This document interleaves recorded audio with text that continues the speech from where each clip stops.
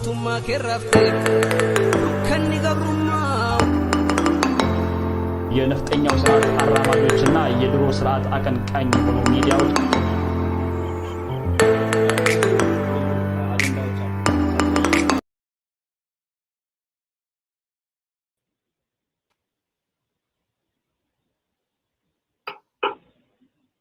ሰላም ጤና ይስጥልን ውድ አድማጭ ተመልካቾቻችን ይህ በኮሽ ሚዲያ ኔትወርክ እየተዘጋጀ የሚቀርብላችሁ የጉዳያችን ፕሮግራም ነው። በዛሬ የጉዳያችን ፕሮግራም ለተለመደው በተለያዩ ጉዳዮች ላይ ለመወያየት ከፕሮፌሰር እስቄል ገቢሳ ጋር መጥተናል።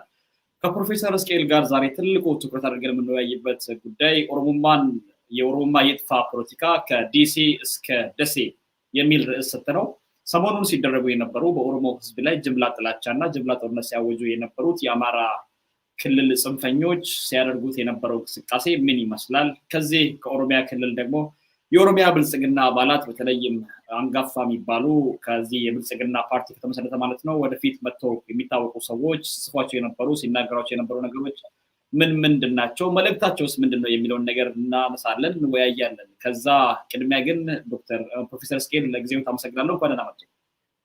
አንደናቆየ መልካም ፕሮፌሰር፣ እንግዲህ ሰሞኑን ሲደረግበት የነበረው ጦርነት ማለት በአደባባይ ወጥቶ ህዝብን መሳደብ፣ ህዝብን መዝለፍ፣ ህዝብ ላይ ጦርነት ማወጅ ሲደረጉ የነበሩ ጉዳዮችን ሲካተሉ እንደነበረ አልጠራጠርም። ግን እንደው እስኪ ከዛ ላይ ቆመን ያለውን ነገር እንደ መግቢያ ኦሮሞማ ለርሶ ምንድነው? የሆነ ሰው ድንጋይ ወርውሮ የሚያፈርሰው የሆነ ግሩፕ ወጥቶ ተንጣጭቶ የሚያጠፋው ነገር ነው ወይ ኦሮሞማ? እንደ አንድ ኦሮሞ ምሁር እንደ ታሪክ ተመራማሪና አስተማሪ ኦሮሞማ ለርሶ ምንድነው? በምንድነው የሚገለጸው?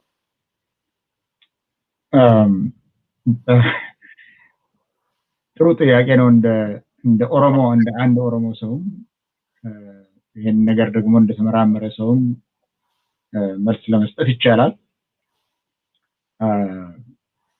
ምናልባትም ኦሮሞማ የሚሉት ምናልባት ጉዳዩ አስቀድሞ ማለት ያልገባቸው ሊሆኑ ይችላሉ፣ ወይንም ደግሞ ኦሮሞማም ለኦሮሞነትና ለኦሮሚያ ምን አይነት አስፈላጊ ነገር እንደሆነ ስለተገነዘቡት ይሆናል በዛ ላይ ያነጣጠሩት። ኦሮሞማ ይሄ አንዳንድ ነሆላል ዝም ብሎም እንደሚናገረው ነገር ሳይሆን ኦሮሞማ የኦሮሞነት ኦሮሞ የመሆን ለአንድ ግለሰብ ይሁን ለአንድ ስብስብ ማንነትን የሚሰጥ የማንነቱ መገለጫ መሰረት ነው።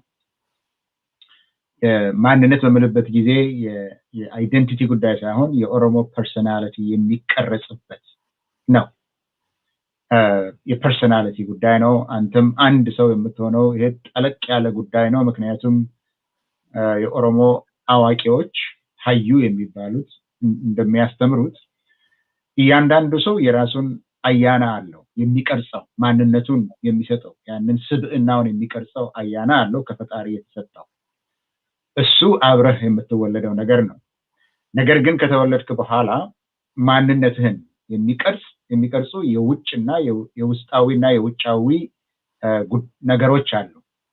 የውጭ ነገሮች ይሄ ሳይንስም እንደሚለው ካለው ኤንቫይሮንመንት ጋራ በውስጡ ስታደግ በውስጡ ስትኖር አብረህ ስትኖር ማንነትን እየቀረጹ ይሄዳሉ። አስተሳሰቡ ሁሉ ከኢንተራክት እያደረግ ስትሄድ እየተቀረጸ ይሄዳል። ሌላው ደግሞ የሚቀረጸው የፊዚካል የሆነው ኤንቫይሮንመንት ሳይሆን ይሄ አካባቢ ያለው ተፈጥሯዊ ከባቢ ሳይሆን ከባህል ውስጥ የሚገለጽ አለ። ይሄንን ኦሮሞዎች እንደሚሉት አንደኛ አሁን ባልኩት የምትቀረጽበት ነገር አለ ስብዕናው። ነገር ግን በጅሩ ጅሬኛ ነው የምትቀረጸው። ጅሩፍ ጅሬኛ ይባላል። ሁለቱም ጅሩፍ ጅሬኛ ማለት ጅሩ ብዙውን ጊዜ የሚተረጎመው ስራ ነው። ጅሬኛ ደግሞ መኖር ነው፣ ወርክ ኤንድ ላይፍ።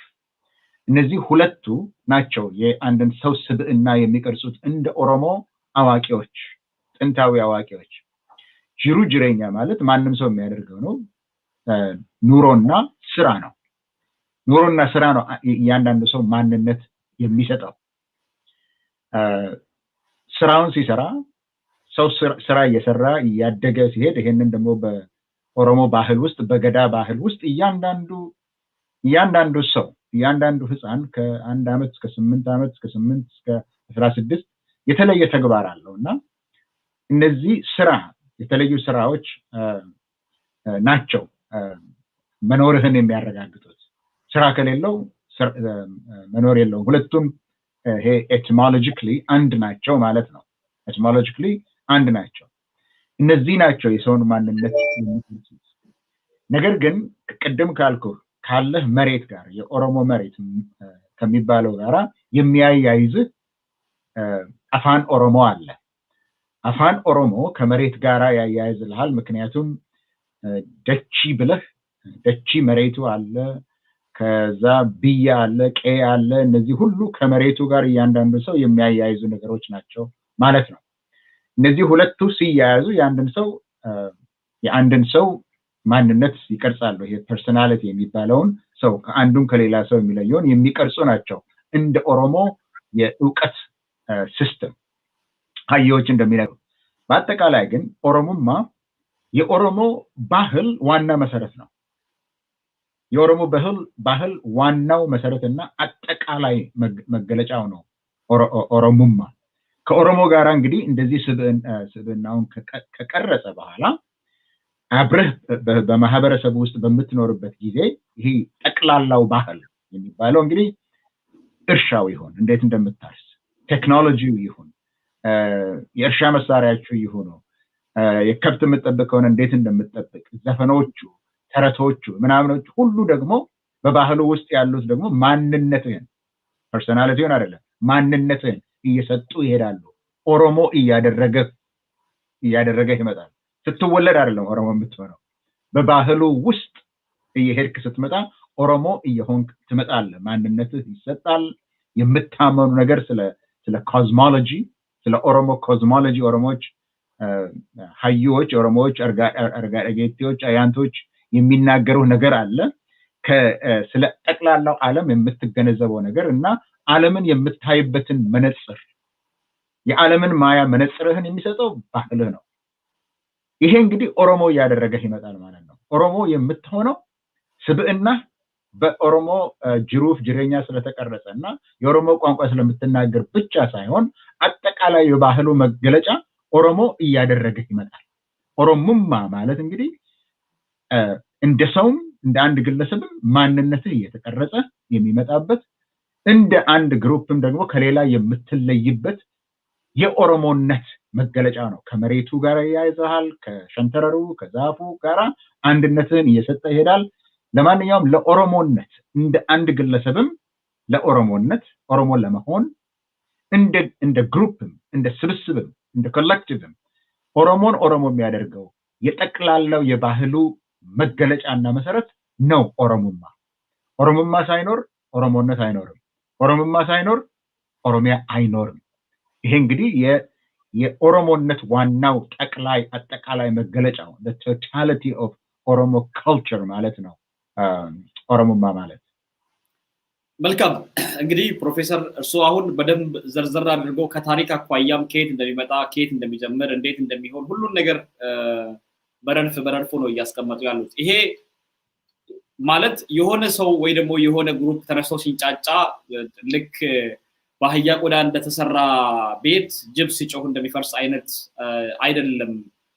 ከስነ ልቦና ጋር ታንጾ ከልጅነት ጀምሮ እስከ እውቀት የሚኖር የማህበረሰቡ የኑሮ ዘዬ ውስጥ የሚካተት ራሱ ያ ሰው ኦሮሞ ነኝ ሲል የሚወስዳቸው አብሮ በውስጡ የሚያልፉት የታሪክ ሂደትና ከዛ ጋር ተያያዥ ያላቸው ጉዳዮች እንደሆኑ ግን ያ ካሌለ ኦሮሚያና ኦሮሞ ነኝ ብሎ መናገር የማይቻልበት ነገር ነው እያስቀመጡልን ያሉት። እንግዲህ ይሄ ነገር የጀመረው ቆየት ብሏል። አሁን እኔ ከዲሲ እስከ ደሴ ለማለት የተገደድኩበት አንድ ምክንያት አለኝ። የሆኑ እዚህ ውጭ ሀገር ያሉ ይሄንን መንግስት ሲደግፉ ሲቃወሙ የነበሩ ሰዎች በተለያየ አቅጣጫ ሚዲያ ላይ ወጥተው ነው ይሄን ነገር ሲናገሩ የነበሩት። ኦሮሞማ ይጥፋ፣ ኦሮሞማ የኢትዮጵያ ጠላት ነው፣ ኦሮሞማ ይውደም የሚል ነገር ሲናገሩ ነበር የነበሩት። ማለት ይህ ነገር በህብረተሰብ ደረጃ እንዲህ ይነገራል ብለን አላሰብንም። ምናልባትም እንዲህ አይነት ጋጠወጥነት በህዝብ ደረጃ ተወጥቶ ይነገራል ብለን አላሰብንም። አሁን እዚህ ምስሉ ላይ እንደምናየው የአንድ ዞን ወይ ደግሞ እዛ አካባቢ እገሌ ነው ወይ ደግሞ 3 እና 4 ሰው ቆጥረህ ማትጨርሰው አይነት ሰው ነው ይሄንን ነገር በግልጽ ይዞት የወጣው ኦሮሞማ ይውደም ኢትዮጵያ ትቅደም ምናልባት እንደው ፕሮፌሰር እዚህ ጋር እኔ ላነሳለሁት የፈለኩት እዚህ መፈክሮች ላይ የሚታዩ ነገሮች ኦሮሞማ ይውደም ኢትዮጵያ ትቅደም የሚል ነገር አለ ምን ማለታቸው ነው እኔ ያልገባኝ ማለት አሁን እንግዲህ ኦሮሞማ ማለት አንድ ኦሮሞ ሙሉ ኦሮሞ ነኝ የሚል ሰው ወይ ደግሞ ኦሮሚያ ክልል በአጠቃላይ የኦሮሞማ መገለጫ ከሆነ ኦሮሞማ ይውደም ኢትዮጵያ ትቅደም ማለት ኦሮሚያ ትጥፋ ነው ወይ ብሎ የሚጠይቁ ሰዎች አሉ እንደርሶ አገላለጽ ወይ ደግሞ እንደርሶ እይታ ምን ማለታቸው ነው ይህ ማለት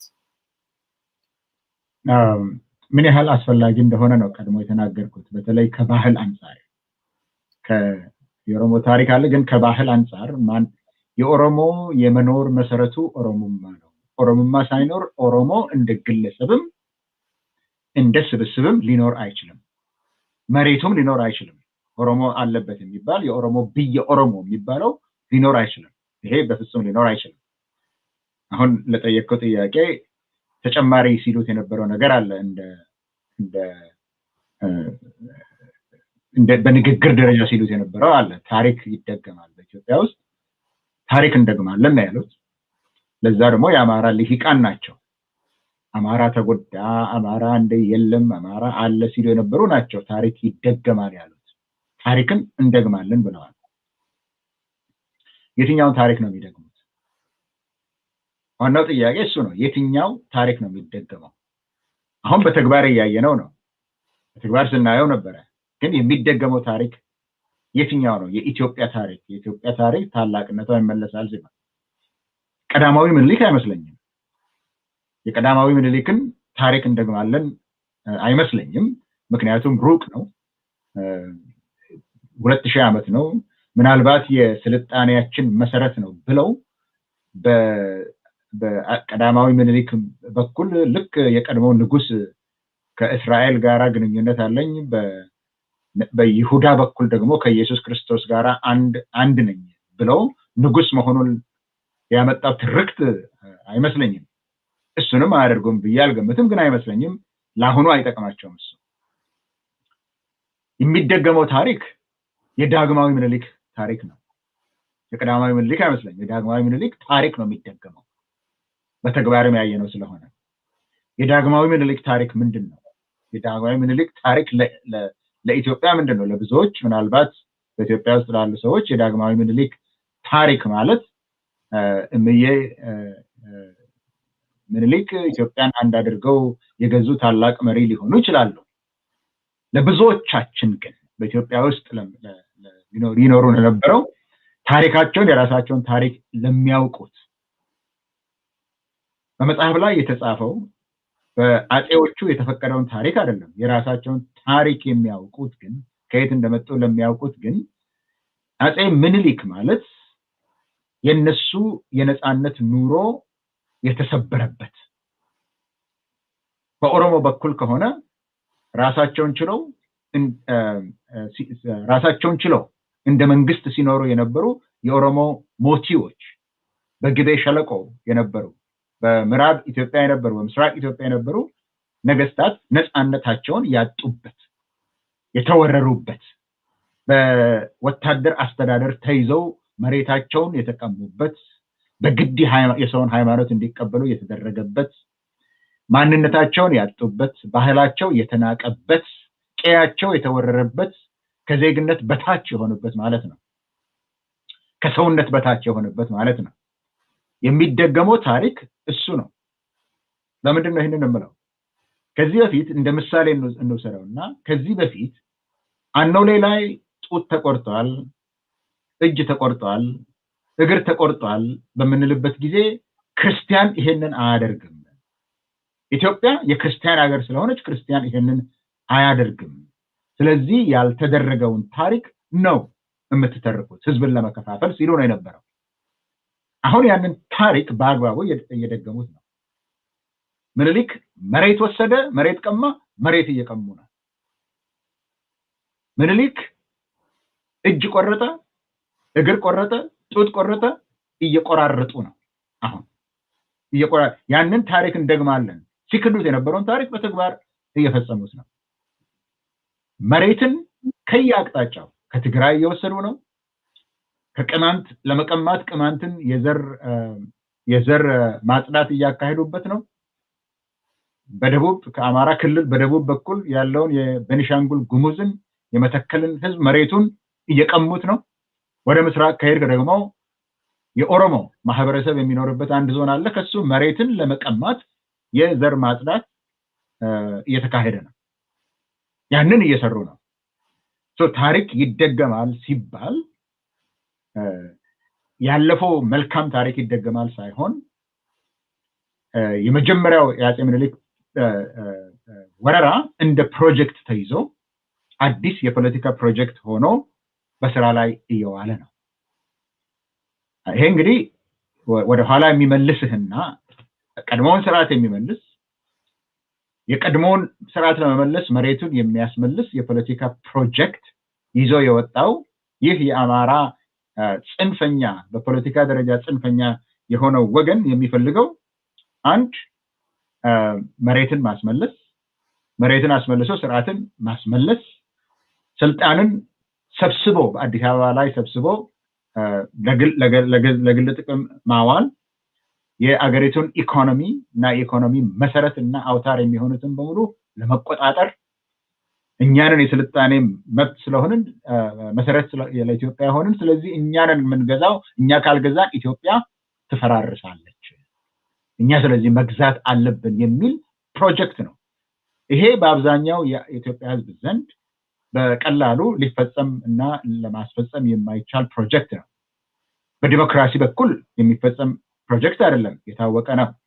ምርጫ ቢደረግ በምርጫ ስለማያሸንፉ አሁን የፌደራል መንግስቱን ስልጣን የወታደሩን፣ የጸጥታውን፣ የሚዲያውን፣ የገንዘብን፣ የቢሮክራሲውን ጉልበት መጠቀም፣ የፖሊሱን፣ የፍርድ ቤትን፣ የጸጥታና ሌሎችም ኃይሎችን በሙሉ በመጠቀም ይህንን የፖለቲካ ፕሮጀክት በህዝብ ላይ ለመጫን እየተደረገ ያለ ፕሮጀክት ነው።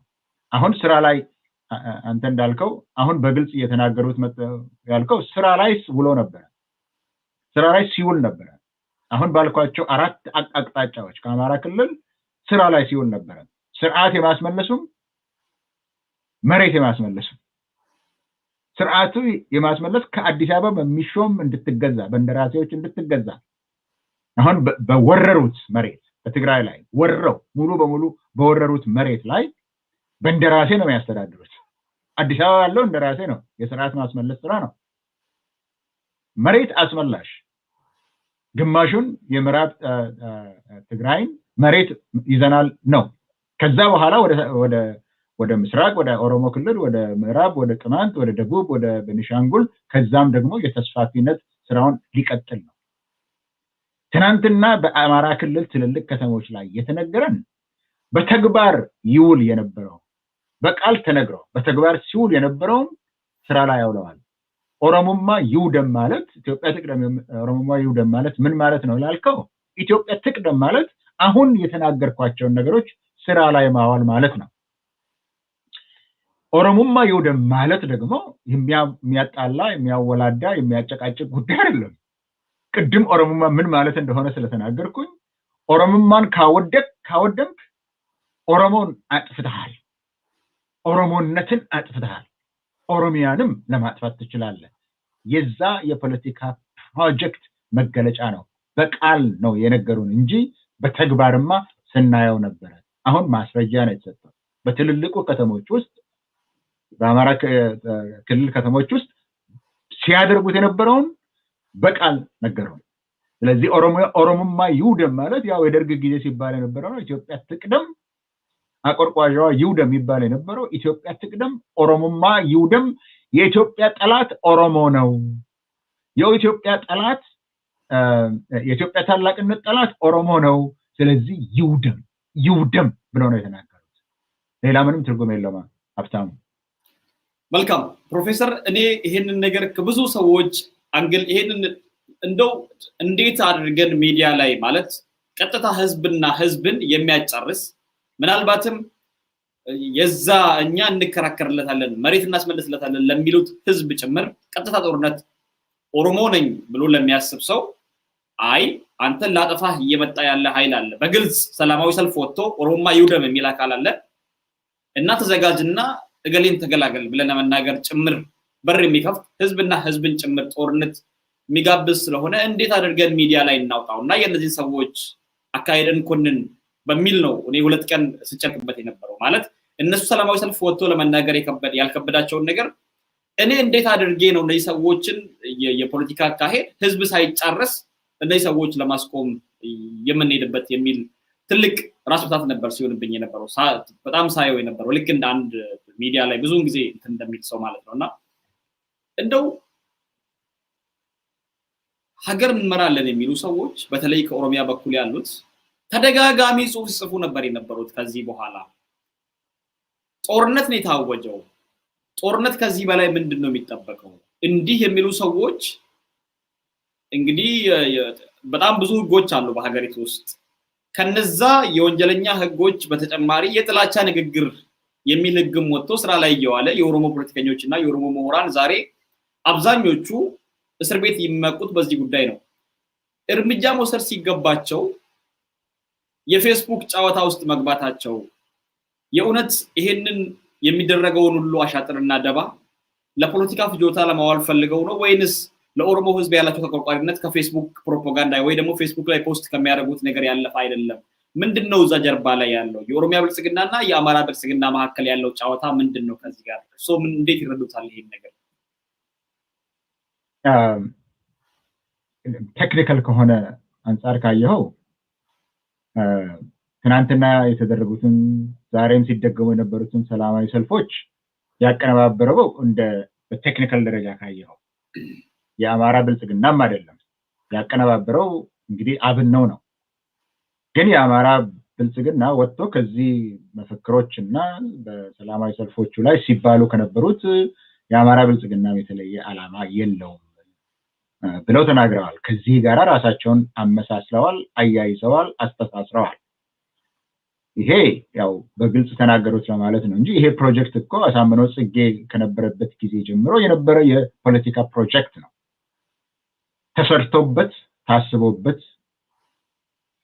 ፋኖ እንዲታጠቅ ተደርጎበት ሚሊሻ እንዲታጠቅ ተደርጎበት ልዩ ኃይሉ ተደራጅቶ ሰልቶ ለወረራ ለማካሄድ መሳሪያ ሲገባ የነበረበት በመተማ በኩል ሲጎርፍ የነበረበት ከፌደራል መንግስቱ እየተሰረቀ ሲታጠቁ የነበሩበት ከትግራይ ክልል አሁን ደግሞ የሰረቁትን ብዙ መሳሪያ የታጠቁበት ነው ይሄ ሲዘጋጁበት የነበረ ነው አዲስ ነገር አይደለም በዛ ደረጃ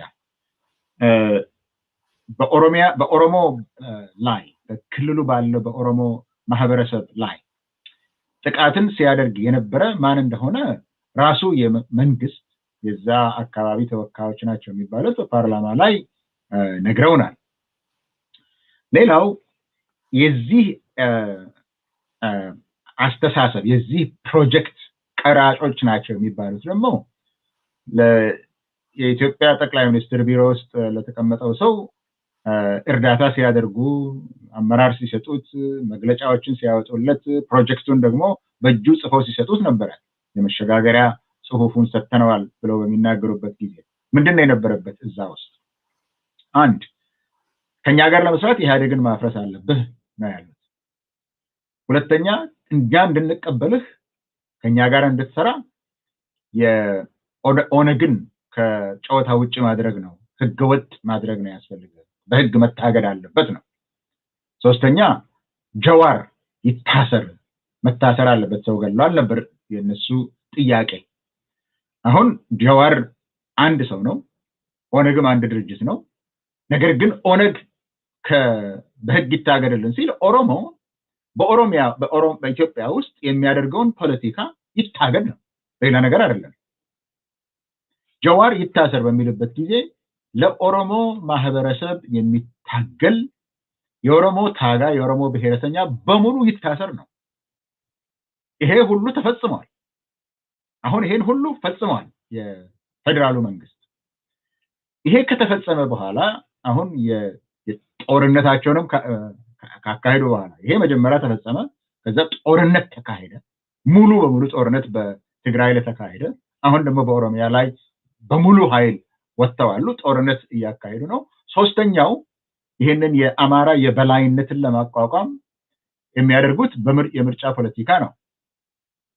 በምርጫ ስልጣን እንይዛለን ብለው የሚወዳደሩት እነዚሁ ናቸው። የምኒልክ ፕሮጀክት ስራ ላይ የሚያውሉ ሰዎች ናቸው በምርጫ የሚወዳደሩት። ስለዚህ በምርጫ አሸንፈን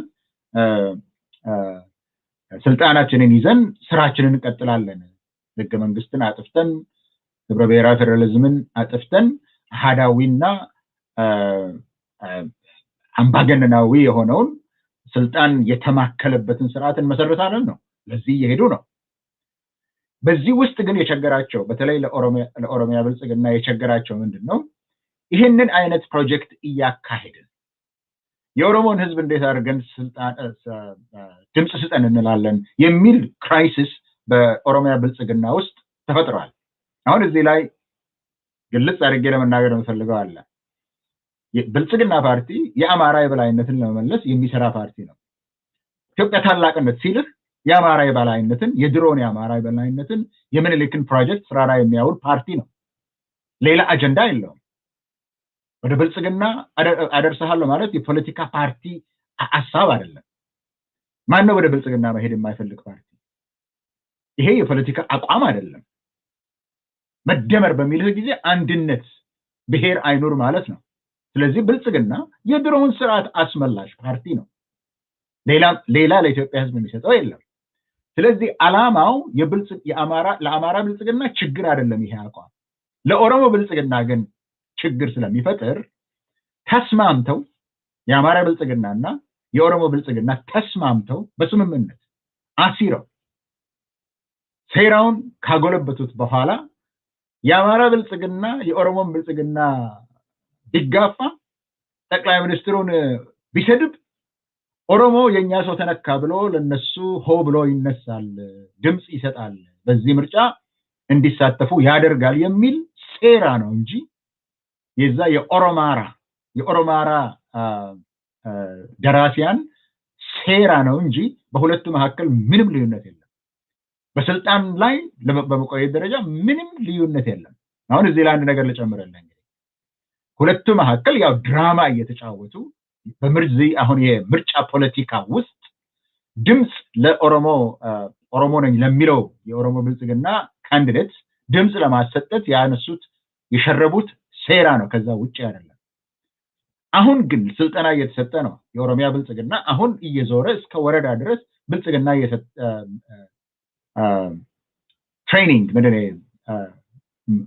ትሬኒንግ እየሰጡ ነው። ምንድነው የሚሉት እዛ ላይ? አሁን ያልኩትን ምኒልክ አላጠፋም፣ ጎበናም አላጠፋም።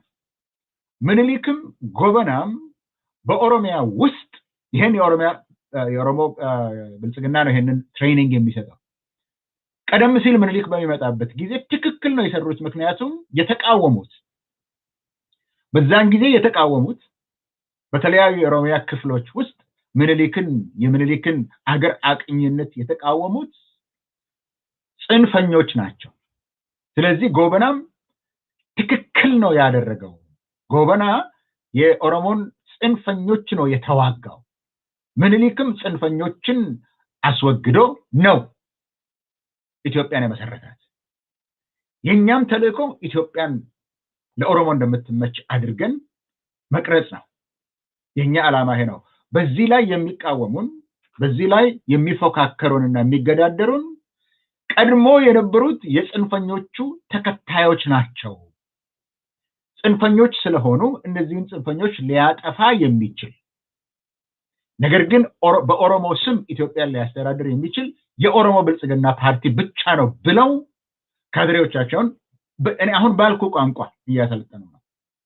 ካድሬዎቻቸውን እያሰለጠኑ ነው። ዛሬ ኢትዮጵያን ለማዳን የምንችል ሌሎችን ህዝቦችም ለማስተዳደር የሚችል የኦሮሞ ብልጽግና ብቻ ነው። ከዛ ውጪ ያለው ኦነግ ብትለው ኦፌኮ ብትለው የነሱ አመራሮች ብትላቸው በሌሎች ኢትዮጵያውያን ዘንድ ፈጽሞ ተቀባይነት የሌላቸው ስለሆኑ እኛ እንደ ምኒልክ እቺን አገር አንድ አድርገን ነገር ግን ለኦሮሞ እንደምትመች አድርገን ልናቆያት የምንችል ሰዎች ስለሆነን በዚህ መሰረት የኦሮሞ ህዝብ ለኛ ድምጽ መስጠቱ ግዴታ ነው የሚሆነው ካለበለዚያ አገሪቷ ትጠፋለች ብለው እየተናገሩ ነው። ረጅም ነገር ነው ያልኩት። መጣላት አይደለም፣ በሁለቱ መካከል መስማማት ነው ያለው። የቀረው የፖለቲካ ጨዋታ ነው። የኦሮሞ ብልጽግና ግን አሁን ያልኩህን ነው የሚያስተምረው። ምኒልክም ትክክል ነው፣ ጎበናም ትክክል ነው ያደረገው። ጽንፈኞችን ነው የተዋጋው፣ እኛም ጽንፈኞችን እየተዋጋንን ብለው የምኒልክና የጎበና ወራሽነታቸውን በማረጋገጥ ለካድሬዎቻቸው ትምህርት እየሰጡ ነው።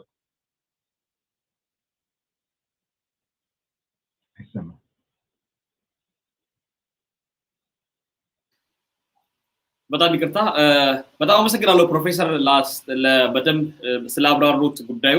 እንደው አንዳንድ ሰዎች እርሱ አሁን ያሉኝን ነገር በደንብ ግልጽ እንዲሆን አንዳንድ ነገር ብቻ ልበል። በሰው እጅ እባብ ለመያዝ እየሄዱ ነው፣ ያንንም እያደረጉት ነው የሚል ነገር ይናገራሉ። በኦሮሚያ ክልል በተለያዩ ቦታዎች በተለይም የኦሮሞ ወጣትን በማነቃቃት በኩል አርቲስቶች ትልቅ ዋጋ አላቸው፣ ትልቅ ቁመና አላቸው፣ የኦሮሞ ትግል ሞተሮችም ጭምር ነበሩ ብሎ ሰዎች ያምናሉ፣ እኛም እናምናለን። ከነዚህ ውስጥ የአጼዎቹን ስርዓት በማውገዝ በግልጽ እያንዳንዱን ታሪክ ጠቅሶ ጭምር በመናገር አርቲስት ዳዲ ገላን የዚህ ቀንደኛ ሰው ነበር፣ ይሄ ሰው መወገድ አለበት ብለው ለሆቴል ምርቃት በጠሩበት ቦታ ነው ያስገደሉት ሌሊት ላይ። ይሄንን በሰው እጅ እባብ ለመጨበጥ የሚደረግ ነው። ይሄንን እዛው በኦሮሚያ ብልጽግናዎች ሰዎች ነው የተደረገው። አርቲስት ሃጫሉ ሁንዴሳ ምን እንደተደረገበት እናውቃለን። ጀዋር መሐመድ ምን እንደተደረገበት እናውቃለን። ይሄ ሁሉ የተደረገው በአማራዎች አይደለም የሚል ወይ ደግሞ በአማራ ፖለቲካ አቀንቃኞች ወይ ደግሞ በድሮ ስርዓት አስመላሾች አይደለም የሚል እምነት ነው ያለው። ይሄ ሁሉ ወንጀል የተደፈደፈበት ኦነግ ሸኔ የሚሉት እነሱ ራሳቸው ፈጥረው የሚያወሩለት የመናብ የገዳይ ቡድን እና የፈረደበት አንዴ ዱቄት ሆኗል አንዴ አየር ላይ ተበትኗል የሚባለው ህወሓት ላይ ነው የሚደፈደፍ የነበረው። ለዚህ ሁሉ ደግሞ እነሱ እያሉ መሳሪያ አንስቶ እየታገሉ የኦሮሞ ህዝብ እሺ ብሎ ለኛ አይታዘዝም ብሎ የሚያምኑትን የኦሮሞ ነፃነት ጦርን ከመጀመሪያው ጀምሮ ሀገር ቤት ከገባ ጊዜ ጀምሮ ጦርነት ከፍቶበት አሁንም ጭምር እሱ ለጦርነት ለማሳወጅ ነው የሚሄዱበት። ይሄን ሁሉ አድርጎላቸዋል። አሁን ደግሞ የመጨረሻው ደረጃ ላይ ደርሷል። ልክ ህወሓትን ለመውጋት ወይ ደግሞ መቀሌ የነበሩትን ሰዎች ለመውጋት ብለው ሲሄዱበት በነበረበት ወቅት የቀንጅቦች ጸጉረ ልውጥ ምን ሲሉ በነበረበት ጊዜ ማለት ነው። አሁንም ያንን ሁሉ ነገር ነው ኦሮሞ ላይ እያደረጉ ያሉት የሚል ነገር ነው የሚነገረው። እኔ አሁን ወደ አማራ ክልል ለመልሶት ፕሮፌሰር በዚህን ሰሞን ብቻ አሁን በተደረገው ጉዳይ ማለት ነው ሰላማዊ ሰልፎች እየወጡ ነው። አማራ ተገድሏል ብሎ ነው ሰላማዊ ሰልፍ የሚወጡት እነዚህ ሰዎች ሌላውን የአማራ ህዝብ ወይ ደግሞ ህዝብን እንደ ህዝብ አይደለም እየወቀስን ያለነው። ፍለፊት ወጥቶ የሚናገሩት ወይ ደግሞ ፍለፊት ወጥቶ ይሄን ነገር የሚያራግቡ ሰዎችን እያረዱ ነው የሚገኙት። እርሶ አሁን ያሉትን ነገር የሚያረጋግጥ ነገር አሁን ሚዲያ እዚህ ላይቭ ነው እየተላለፈ ያለው። ስቱዲዮ ከመግባት በፊት የደረሰኝን መረጃ ነው እዚህ ፍለፊት ላይ የማቀርበው። ማንም ሰው ሄዶ ማጣራት ይችላል። የአማራ ብልጽግናም ሆነ የፌደራል መንግስትም ሆነ የኦሮሚያ ብልጽግና ይሄንን ማጣራት ይችላል። እንዲሁም ተቃዋሚዎች አክቲቪስቶቻቸው ማጣራት ይችላሉ። ጨፌ ቆሪቲ ላይ በአሸባሪው የአብንና የፋኖ ቡድን ማለት ነው 7 ሰዎች በግልጽ ነው የታረዱት። ይህንን ምኒልክ አላደረገም ብሎ ይከዳሉ። ግን ጨፌ ቆሪቲ ላይ ሄዶ ማረጋገጥ ይችላሉ። ከነቦታው የሰዎችን ስም ነው ተጣጣቸው። ሙሄ ዑመር ቦጂ፣ መሐመድ አህመድ የመንግስት ሰራተኛ የነበረ፣ እድሪስ አብዱ መኮንን ሾፌር የነበረ፣ አንዋር መሐመድ አሊ፣ ሰዓዳ መሐመድ አሊ፣ ሐፊዝ መሐመድ አህመድ። እነዚህ ሰዎች ሰላማዊ ሰልፍ በሚደረግባቸው በእነዚህ 2-3 ቀናት ውስጥ ነው የታረዱት። በዚህ 2-3 ቀናት ውስጥ ደግሞ ከሳምንት ጀምሮ ጭልጋ ላይ የቅማንት ማህበረሰብ አደገኛ ጦርነት ተከፍቶባቸው ከፍተኛ ውጊያ ነው እየተደረገ ያለው እዛ አካባቢ። ለምንድነው እነሱ ስለ ብሔራቸው እያወሩ ወይ ደግሞ እገሌ የሚባል ብሔር ተጠቅቷል ብሎ ኢቢሲ ጭምር ነው ይሄን ነገር የሚያወራው፣ ዋልታ ጭምር ነው ይሄን ነገር የሚያወራው። ከስር ግን ሌላ ከባባድ ወንጀሎች የካሜራ አይን ያላያቸው ስልክ አቃጭሎ የሰዎች ድምጽ ያልተሰማባቸው ቦታዎች ላይ እንዲህ አይነት ወንጀሎች ይደረጋሉ። ይህ ሁሉ ነገር ለኢትዮጵያ ብሔረሰቦች ምንድነው መልእክቱ ይላሉ ፕሮፌሰር። አሁን ካነሱት ሐሳብ ጋር ስለሚሄድ ማለት ነው የሚነገረው የሚሰማው የሚወራ ሁሉ ስለ አንድ ማህበረሰብ ስለ አንድ ብሔር ስለ አንድ አካባቢ ሰዎች መሞት ከሆነ እነዚህ የሚሞቱ ሰዎችስ ማን ነው ሰሚያቸው? ሌሎች ብሔረሰቦችስ ምንድነው ተስፋቸው? ምንድነው ከዚህ የሚረዱት? በመጀመሪያ የኦሮሚያ ብልጽግና አሁን ስሙ የሚባለው ቀደም ሲል ኦዲፒ የነበረው ከዛ በፊት ኦፒዲኦ የነበረ የነፍጠኛ ፓርቲ ሆኗል ብለን ከዚህ በፊት ጨርሰናል። የሚሰራው ስራ ስለ ኦሮሞ ጉዳይ አይደለም። የኦሮሞን ስልጣን ይዟል እንጂ የኦሮሞን አጀንዳ ፈጽሞ አራምዶ አያውቅም። እስቲ አንድ ነገር አደረኩ ይበል በዚህ በ3 ዓመት ውስጥ ኦሮሞ ለጠየቀው ይሄንን አደረኩ ይበል ብልጽግና ይሄንን ነው ያደረኩት ይበል። አንዲት ነገር ይሄንን ፈጸምኩ እስቲ ይበል። አሁን መንገድ ሰራ ምናምን የሚለውን አይደለም። መንገድ ማንም መንግስት መስራት አለበት ለገዛ ራሱ መኖር ሲል መንገድ መስራት አለበት፣ ቀለም መቀባት አለበት። ኦሮሞ ካላቸው መሰረታዊ ጥያቄዎች ውስጥ ኦሮሞ ካነሳቸው ወቅታዊ ጥያቄዎች ውስጥ ኦሮሞ ካነሳቸው ለምሳሌ ፍቱልን የታሰሩትን ብሎ ከጠየቃቸው ውስጥ ምን አደረገ? የትኛውን ሰርቶ ያውቃል? ቅድምም እንዳልከው ለኦሮሞ ብሔረተኝነት ይጠቅማሉ የሚባሉትን አርቲስቶች ነግረዋቸው በተለይ ለአጫሉ ህዝብን ሊያነሳሳብን ይችላል ብለው አስበው ነው የገደሉት። ከገደሉት በኋላ ደግሞ አንድም የኦሮሞ ክፍል ከሌላ ክፍል ጋር ለማጣላት አጫሉ ተገሎ ሰዓታት ሳያልፉ የገደለው ሸኔ ነው አሉ። እነዚህ ሸኔ ነው ብለው ቴሌቪዥን ላይ ወጥተው የአዘንባ ሲያንጠባጥቡ የነበሩት አጫሉን ግን ሄደው አልቀበሩትም። ለመቅበርም አልቻሉም። በክብር እንኳን እንዲቀበር ለማድረግ አልቻሉም፣ ያደረጉትን ስለሚያውቁ። ስለዚህ በመጀመሪያ ኦፒዲኦ ኦዲፒ ብልጽግና ብለው ስሙን የኦሮሞ ብልጽግና ብለው ስሙን የሚጠራው አሁን የነፍጠኛ ስርዓት አራማጅ ፓርቲ ነው፣ ሌላ ነገር የለውም። ይሄ መቀመጥ አለበት። ሁለተኛ አማራ ተገደለ የሚለው ጩኸት፣ አማራ ነው የተገደለው የተባለው ጩኸት ምናልባት ንጹሃን ሲገደሉ አማራ ይሁን ማን ንጹሃን ሲገደሉ ማንም በዚህ ጉዳይ ተነስቶ የሚያጨበጭብ የለም። ንጹሃን ሲገደሉ የታጠቁ ወንጀለኞችን አይደለም፣ በጦርነት ላይ የተሰማሩትን አይደለም፣ ንጹሃን አማራ ተገደለ አማራ ነው የተገደለው ብለው የሚሉበት ቦታ ሁሉ አንተም ታውቃለህ፣ ብዙዎቻችን እናውቃለን። በቤኒሻንጉል ጉሙዝ ውስጥ ይሁን በኦሮሚያ ውስጥ ይሁን በሌሎችም ቦታ በአማራ ክልል ለመማር የሄዱትን ሲገድል የነበረ ሲሞት የነበረ ኦሮሞ ነው።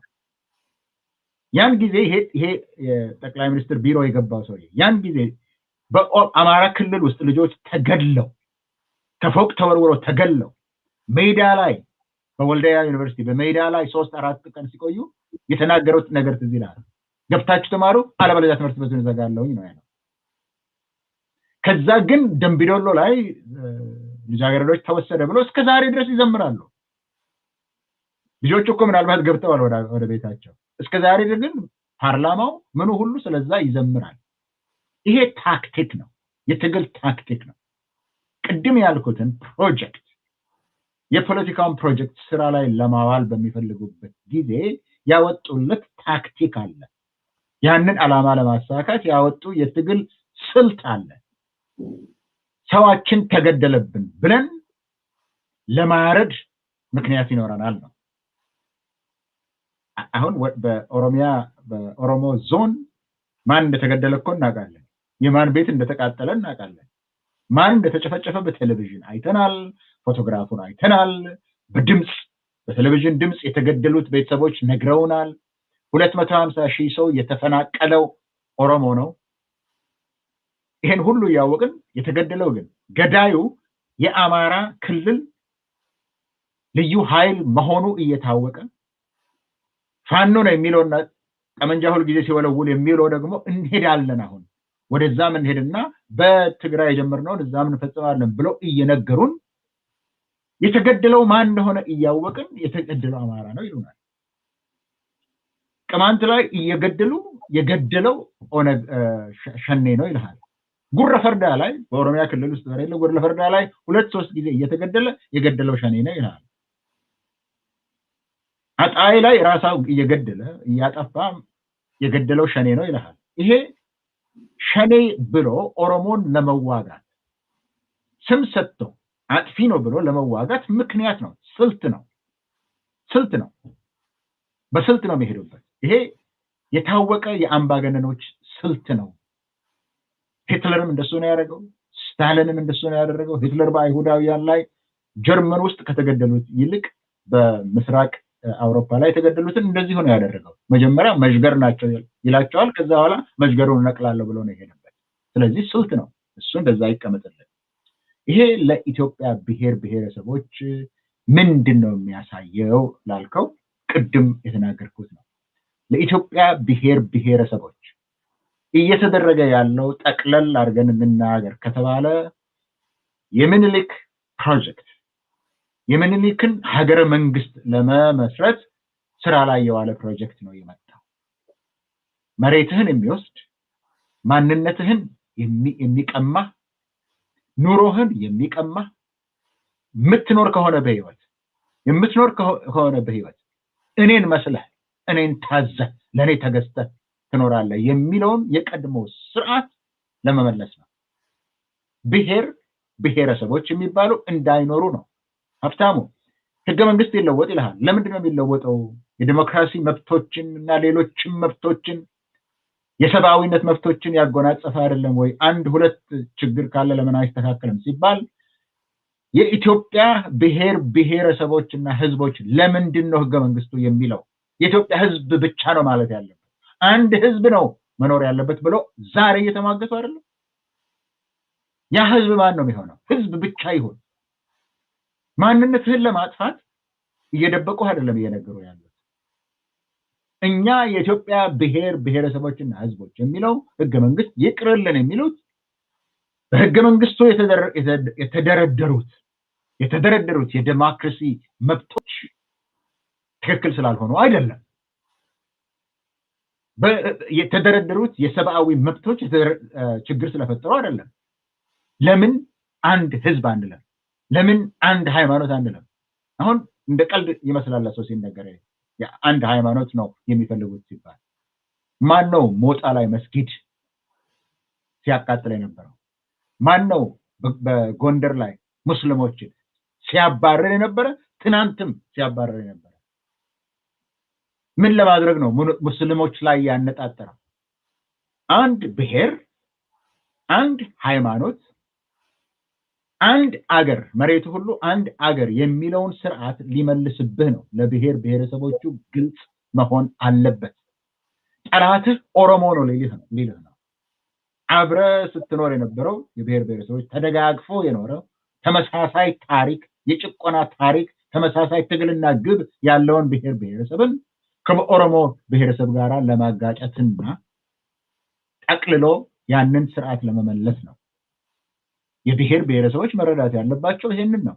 ኦሮሙማ ይውደም ሲል ኦሮሙማ ላይ ብቻ ሊያቆም አይደለም፣ የሌላውንም ማንነት፣ የሌላውንም መሬት፣ የሌላውንም ስብዕና ለመጨፍለቅና ለመግዛት ነው። የቀድሞ ስርዓት ናፋቂዎች የሚባለው የምኒልክን ስርዓት ለመመለስ ታሪክን እንደግማለን ብሎ ታሪክ እየደገመ ነው። ሲገል የነበረው አሁንም እየገደለ ነው። ታሪኩን እየደገመ ያለው ያንን የትናንትና 150 ዓመት በፊት የተደረገውን ስርዓት መልሶ የህዝቦችን ትግል ግን መና ሊያስቀር ነው። ሌላ ምንም ትርጉም የሚሰጠው የለም። መልካም ፕሮፌሰር፣ እኔና እርስዎ ስንገናኝ የዛሬ 2 ዓመት ተኩል አካባቢ የመጀመሪያ ኢንተርቪያችን ላይ ሀገሪቷ ወደ ለውጥ ወይስ ወደ ነውጥ ብየውት ነበር። የዛን ጊዜ ወደ ነውጥ እየሄደች ነው ብለውኝ ነበር። አሁን ሀገሪቷ ከነውጥ አልፋ ተንጣ አንድ ብሔር ብቻ አቅፋ ለአንድ ብሔር ብቻ እያለቀሰች ለአንድ ብሔር ብቻ ወግና ሌሎቹን ብሔር ብሔረሰቦች እየገፋች ነው የምትገኘው። ከሶማሌ እስከ መቀሌ፣ ከኦሮሚያ እስከ ባህር ዳር እያንዳንዱ ቦታ ላይ የሚለቀስለት የሚወራለት ዘብ የሚቆምለት ወታደር የሚዘምትለት ድምጻቸው ሁሉ ከፍ ብሎ በአገሪቱ ብሔራዊ ሚዲያዎች የሚነገርላቸው ለአንድ ብሔር ብቻ ነው። ከዚህ ውስጥ ትግራይ ኢትዮጵያ የሚባል ነገር ከእንግዲህ አቅለሽልሾኛል አልሰማም እስከ ማለት ደርሷል። በፊት ለፊት ወጥቶ መሪዎቻቸው ጭምር ይሄን ነገር ነው እየተናገሩ ያሉት። አቶ ጌታቸው ረዳ የሚናገሩትን እንሰማለን፣ ሌሎቹም የሚናገሩትን ነገር እየሰማን ነው የሚገኘው። ኦሮሞና ሌሎች ብሔር ብሔረሰቦች በዚህኛው ኢትዮጵያ ውስጥ ራሳቸው መፈለግ ነው ደብቀው መኖር ነው ያለባቸው ወይንስ ልክ እንደ ትግራይ ሁሉ የራሳቸውን ሀገረ መንግስትና ለራሳቸው የምትሆን ነገር ማበጀት የሚጠበቅባቸው ጊዜ ላይ አይደለንም ወይ? በዚህ ሰዓት እርሶ ምን ይላሉ? እዚህ ላይ በዚህ አሁን ባለንበት ሰዓት ላይ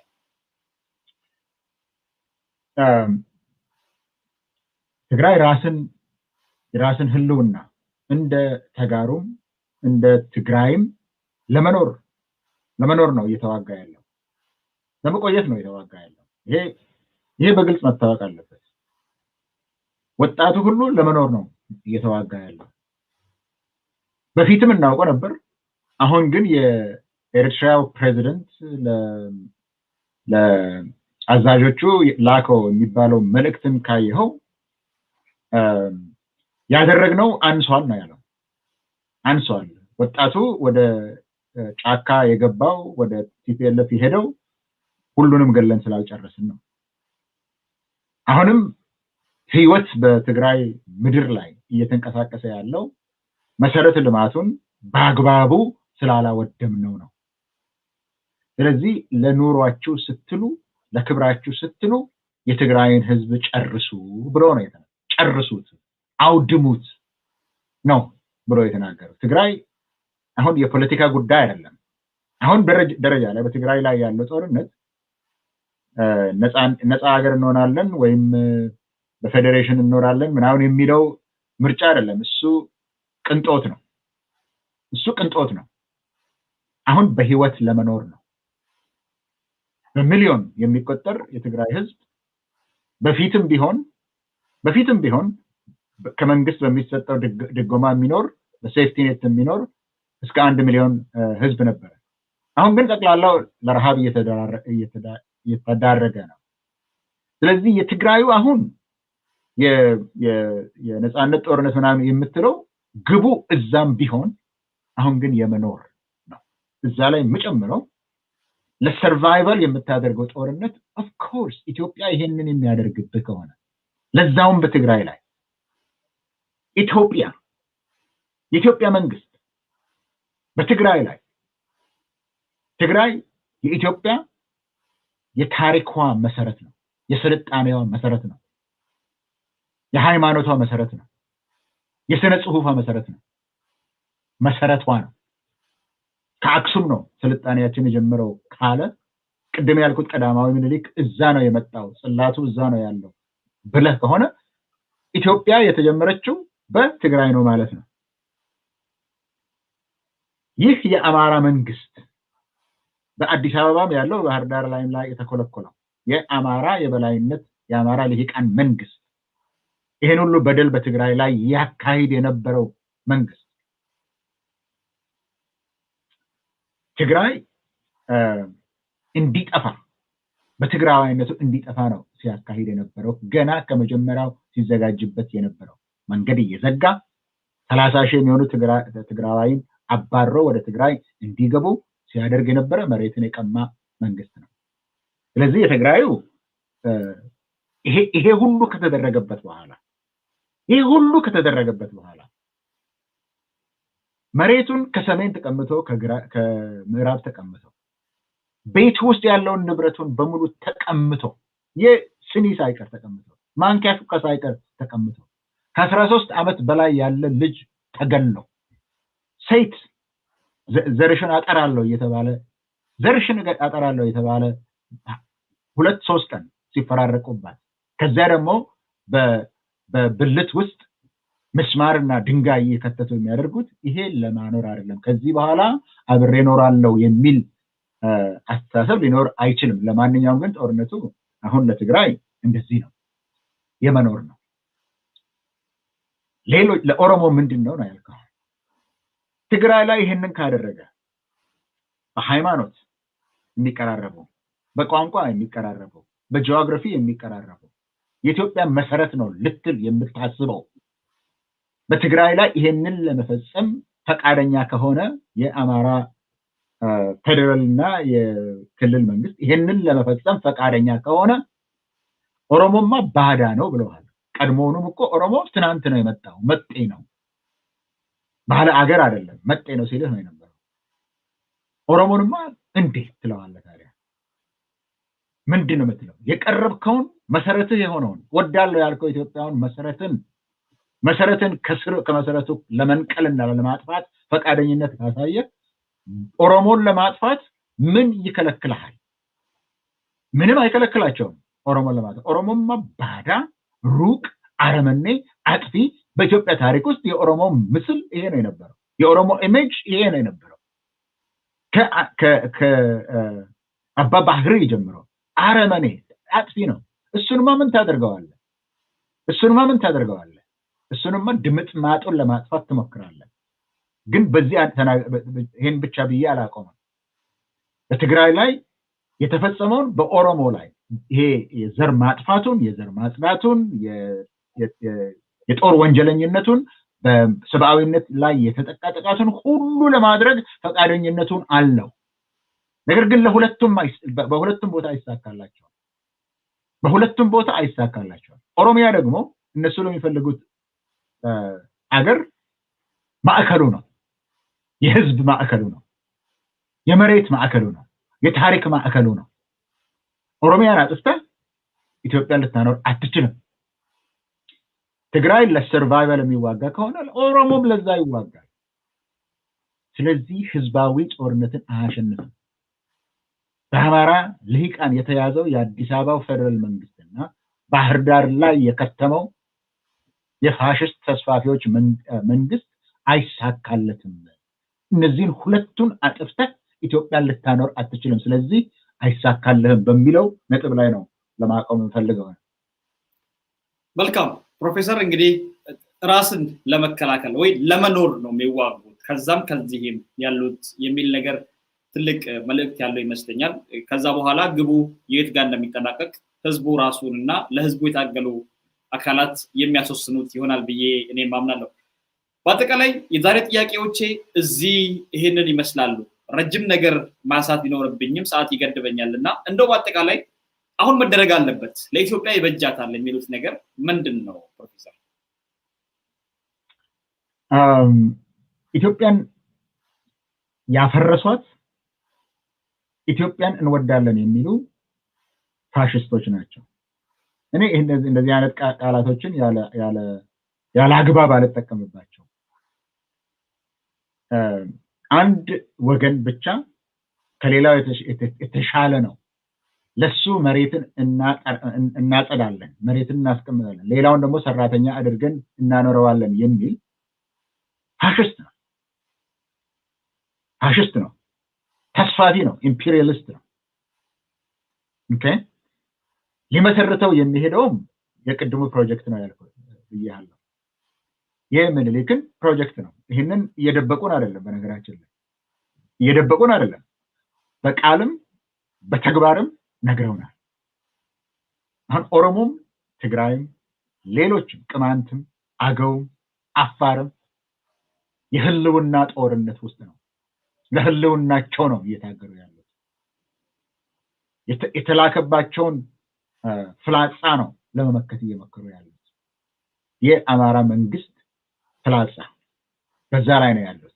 የህልውና ጦርነት ነው፣ የመከላከል ጦርነት ነው። እዚህ ውስጥ የኦሮሞ የሆኑ ይህንን መንግስት የሚያገለግሉ ብዙ የመከላከያ ሰዎች አሉ። ሞከራችሁ በትግራይ አልተሳካላችሁም፣ አፍራችኋል። የሀገርንም ኃይል ሙሉውን ኃይል በመጠቀም አንድ ክፍለ ጦር ሳታስቀሩ ወደ ትግራይ ወሰዳችሁ። የኤርትራንም አንድም ክፍለ ጦር ሳታስቀሩ 42ቱን ክፍለ ጦር መታችሁ አምጥታችሁ ማገዳችሁ። አሁን ህፃናትን እየለመናችሁ ነው ሄዳችሁ ተማገዱልን ለማለት።